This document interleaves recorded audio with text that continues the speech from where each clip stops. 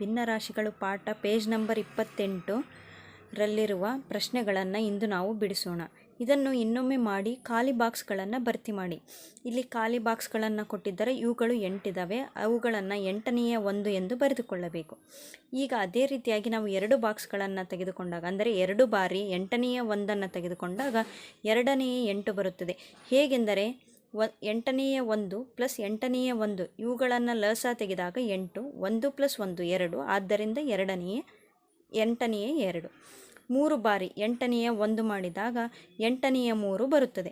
4 ಬಾರಿ ಮಾಡಿದಾಗ 8ನೆಯ 4, 5 ಬಾರಿ ಮಾಡಿದಾಗ 8ನೆಯ 5 ಬಾರಿ, 6 ಬಾರಿ ಮಾಡಿದಾಗ 8ನೆಯ 6 ಬಾರಿ, 7 ಬಾರಿ ಮಾಡಿದಾಗ 8ನೆಯ 7 ಬಾರಿ, 8 ಬಾರಿ ಮಾಡಿದಾಗ 8ನೆಯ 8. ಇದನ್ನು ಕಡತ ಹೊಡ್ಕೊಂಡಾರೆ 8 1 8 1, ಆದ್ದರಿಂದ 1. ಭಿನ್ನರಾಶಿಯ ಪರಿಮಾಣಗಳನ್ನು ಭಿನ್ನಾಂಶ ಭಾಗಗಳಲ್ಲಿ ಬಳಸಿ ಅಳೆಯಬಹುದು ಎಂದು ಹೇಳಿದ್ದಾರೆ. ಇನ್ನೊಂದು ಉದಾಹರಣೆಯನ್ನು ಕೊಟ್ಟಿದ್ದಾರೆ. ಒಂದು ವೃತ್ತ ಇದು ಒಂದು ಪೂರ್ಣ ರೊಟ್ಟಿಯನ್ನು ಪ್ರತಿನಿಧಿಸುತ್ತದೆ ಎಂದು ಹೇಳಿದ್ದಾರೆ. ಈಗ ಮತ್ತೊಂದು ಉದಾಹರಣೆಯನ್ನು ಗಮನಿಸೋಣ.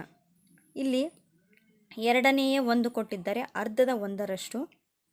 2ನೆಯ 1 ಪ್ಲಸ್ 2ನೆಯ 1 ಇಲ್ಲಿ ಚಿತ್ರದಲ್ಲಿ ತೋರಿಸಿದಂತೆ, ಆದ್ದರಿಂದ ಅರ್ಧದ 2ರಷ್ಟು. ಇಲ್ಲಿ ಅರ್ಧದ 3ರಷ್ಟು, ಅರ್ಧದ 4ರಷ್ಟು, ಅರ್ಧದ 5ರಷ್ಟು. ಭಿನ್ನಾಂಶ ಭಾಗಗಳನ್ನು ಒಟ್ಟಾಗಿ ಸಂಗ್ರಹಿಸುವುದರಿಂದ ಪರಿಮಾಣವು ಎಷ್ಟಿದೆ ಎಂಬುದನ್ನು ನಾವು ವಿವರಿಸಬಹುದು.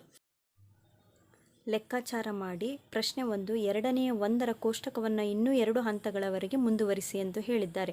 2ನೆಯ 1ರ ಕೋಷ್ಟಕವೆಂದರೆ ಇದು. ಇದನ್ನು 2 ಹಂತಗಳವರೆಗೆ ಮುಂದುವರಿಸಿ ಎಂದು ಹೇಳಿದ್ದಾರೆ. ನಾನು ಇಲ್ಲಿ ಮುಂದುವರಿಸಿದ್ದೇನೆ. ಇಲ್ಲಿ ಅರ್ಧದ 5ರಷ್ಟಾಗಿದೆ. ಇಲ್ಲಿ ಅರ್ಧದ 6ರಷ್ಟನ್ನು ನಾನು ರಚಿಸಿದ್ದೇನೆ.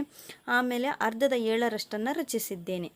ನಂತರ 2ನೇ ಪ್ರಶ್ನೆ, ನೀವು 4ನೆಯ 1ಕ್ಕೆ ಅದೇ ರೀತಿಯ ಕೋಷ್ಟಕವನ್ನು ರಚಿಸಬಹುದೇ ಎಂದು ಕೇಳಿದ್ದಾರೆ.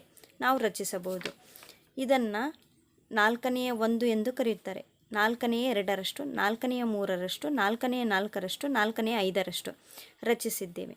ಪ್ರಶ್ನೆ 3, ನೀವು ಒಂದು ಕಾಗದದ ಪಟ್ಟಿ ಬಳಸಿ 3ನೆಯ 1 ಮಾಡಿ 6ನೆಯ 1 ರಚಿಸಲು ನೀವು ಇದನ್ನೇ ಬಳಸಬಲ್ಲಿರಾ ಎಂದು ಕೇಳಿದ್ದಾರೆ.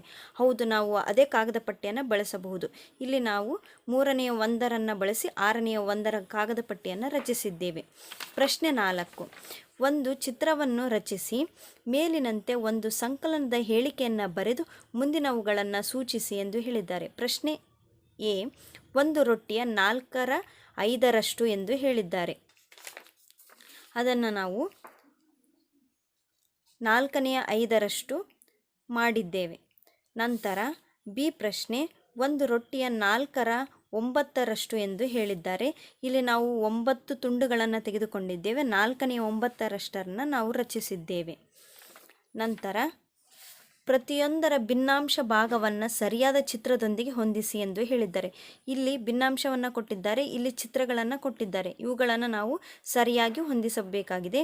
ಇಲ್ಲಿ 8 ಭಾಗಗಳಿವೆ. ಅದಕ್ಕೆ 1ರಿಂದ ಚಿತ್ರಕ್ಕೆ ಶೇಡ್ ಮಾಡಿದ್ದಾರೆ, ಆದ್ದರಿಂದ 8ನೆಯ 1 ಆಗುತ್ತದೆ. ಇದೇ ಚಿತ್ರ 3ನೆಯ 1ರ ಭಾಗವನ್ನು ಇಲ್ಲಿ ತೋರಿಸಿದ್ದಾರೆ. 1 2 3, 3ನೆಯ 1 ಭಾಗ, ಇವೆರಡು ಇಂಟರ್ಚೇಂಜ್ ಆಗಬೇಕಾಗಿದೆ. ಇಲ್ಲಿ 6 ಭಾಗಗಳಿವೆ. ಅದರಲ್ಲಿ 1 ಭಾಗಕ್ಕೆ ಶೇಡ್ ಮಾಡಿದ್ದಾರೆ, ಆದ್ದರಿಂದ 6ನೆಯ 1 ಭಾಗ. ಇದನ್ನೇ ಇಂಟರ್ಚೇಂಜ್ ಮಾಡಿ ಇಲ್ಲಿ ನೋಡಿ 5 ಭಾಗಗಳಿವೆ. 5ಕ್ಕೆ 1 ಶೇಡ್ ಮಾಡಿದ್ದರಿಂದ 5ನೆಯ 1.